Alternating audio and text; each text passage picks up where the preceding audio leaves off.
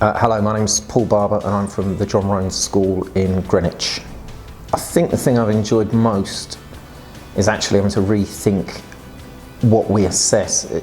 There's been almost a focus on assessing the things that previously you might have considered to be unmeasurable or untestable. So things initially like collaboration or teamwork, then moving further away even into things like creativity, forming questions and tenacity. So looking at those different areas and finding ways in which you might in a lesson assess them. I think the idea of trying completely to avoid telling a student an answer when that moment is inappropriate has been a big development. Trying to guide students towards an answer during practical work or during an inquiry, avoiding really the old-fashioned type of standard operating procedure wherever possible, and letting students design their own experiments and then giving them the opportunity, so providing any equipment or any impetus they needed to do that kind of work. Also choosing when to bring in content learning, some of the scientific knowledge. So I think actually the idea that you would, as a teacher, have to make a decision as to when a certain amount of knowledge was required, if it was ever to be required during a practical. At first I think they found them frustrating, just simply because they weren't going to be given any answers. But then I think they found them more and more exciting because they were being given an awful lot of freedom in terms of what they were allowed to do. I think they learned to be people who are unafraid of making mistakes. I think they felt that the mistake was part of the process, and they learned how scientists really work. The idea of what a scientist does day to day comes out much more through these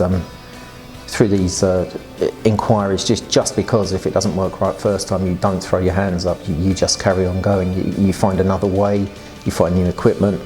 You have a think about what derailed it.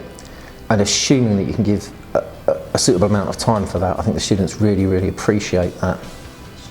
I think it goes a little back to what I said before. I think it's a sense of purpose in the teachers of developing real scientists. This is not a case of, have you learned the periodic table? It's a case of, can you now take a question that you formed yourself, or that you've been guided in the formation of, and actually really address it, really solve those problems and come up with ideas for your own learning.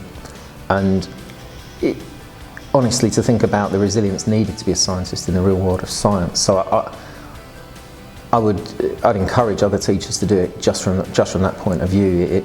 It puts a kind of focus on students thinking that you won't get otherwise as well. So having the opportunity to look into the mind of the students as they process the information they're giving and then progress through an inquiry, it opens up a huge amount of information for you.